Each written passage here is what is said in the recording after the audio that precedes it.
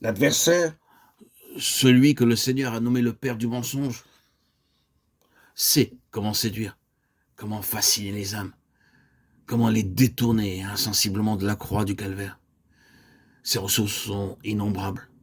À chaque nouvelle étape de la vie chrétienne et du développement spirituel, il est là, avec quelques nouveaux pièges appropriés à chaque état d'âme.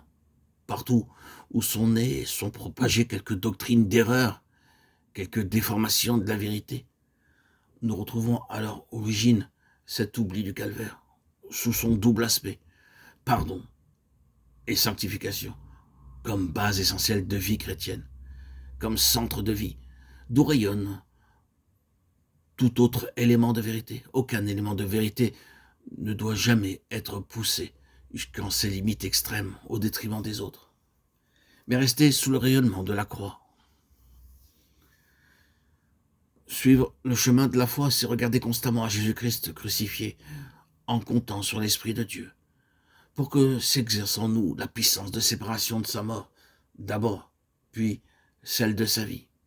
Alors seulement, Christ sera formé en nous. Et nous pourrons croître jusqu'en la mesure de la stature parfaite de Christ. Que toute âme rachetée par le précieux sang de Christ, qui croit que la prédication de la croix est la puissance de Dieu, qui a décidé de mourir avec Christ et s'est uni au Seigneur ressuscité, veille à recourir incessamment à la croix, bénissant Dieu de s'y trouver crucifié avec son Sauveur. Là, par la foi en l'action de Dieu, condamnons à la mort de la croix toutes les manifestations de vie charnelle et d'égoïsme que nous remarquons en nous, comptant que le Saint-Esprit rendra témoignage à la mort de Christ en nous délivrant de tout péché. Agissons avec promptitude selon sa promesse. Dieu fera briller la lumière sur notre chemin. Rejetons impitoyablement ce qu'il nous montre comme ne venant pas de lui. Alors, en sa sainte présence, à la lumière de sa face, nous ne tarderons pas à découvrir la corruption, là où nous ne voyons autrement que pureté et beauté. Autrefois, par la foi, en la fidélité de Dieu, vivons dans l'instant présent. Comptons que le Saint-Esprit nous communiquera l'Esprit de Jésus. Comptons sur sa force pour l'accomplissement de ce qui se présente à faire dans le chemin du devoir, croyant que c'est Dieu qui opère en nous, le vouloir et le faire selon son bon plaisir.